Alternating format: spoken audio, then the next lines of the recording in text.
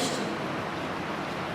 How many of you have been in trouble and scared that you may have to deal with it alone? A more important question.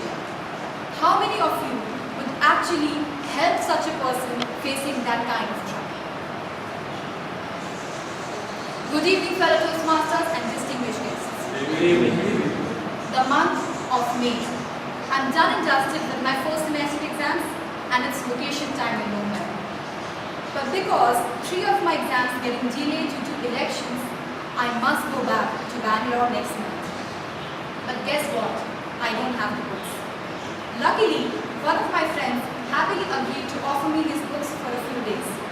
His house is not that far, and instead of spending huge amount of money on the auto, it would be better to board a bus till the mall that's close to his house. So I began planning everything excitedly, put on my favorite pair of jeans, my favorite top, my favorite cream. It was the moment of merriment for me. I get dressed up and depart. As I'm approaching the bus stop, I feel out the atmosphere. It's the same kind of road, the same crowd, and the same bus stop.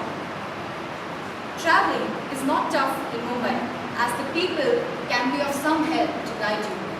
Not being sure of the bus I'm supposed to board, I start asking people around me. Surprisingly, none of them knew which is the right bus. None of the bus drivers knew themselves.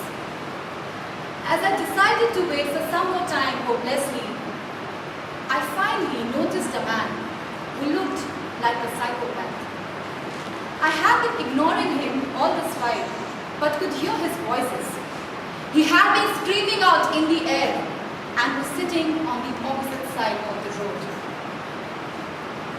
I was alone at the bus stop, I realized soon. But before I had the time to think, I saw another man approaching the bus stop. But he took the bus that had just arrived. Sure, this time I was alone. Then something happened which I had not hoped for. The dreadful devil got up, walked ahead at the divider, to and fro, came closer to me, taking advantage of my fear and being alone. Without any further thinking, I rushed and walked hurriedly much ahead of the road. Luckily, there were more people that side, and I managed to get an auto and sat inside it. As the auto went past him, he again managed to scare me and come towards my auto. What shocked me even more was that after returning from the mall after 3 hours, he was still walking in the same area, but luckily his back was facing me. Ladies and gentlemen, if my personal incident did not give you chills or make you ponder about sexual crimes, it's about time it did. If today it was me, tomorrow it can be another girl. If today I was plain lucky, tomorrow I might just not be. If today it was a 6-year-old girl, tomorrow it can be you or me.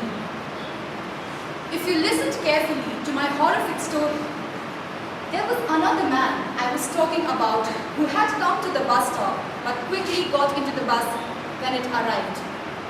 He did have enough time to witness my plight and take some action. But what did he do? In the Nirbhaya case, the Braveheart and her boyfriend was not approached at the right time. They could have been saved had they been timely treated. Psychologists say that in large groups, people hardly take any action.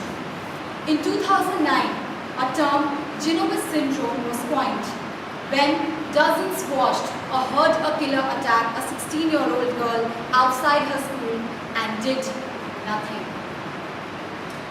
While I was at the bus stop, feeling troubled, traumatic, and terrified, the thing that scared me more than the man itself was the fact that even if I had gotten molested, no one would have had the courage to come forward and help me out.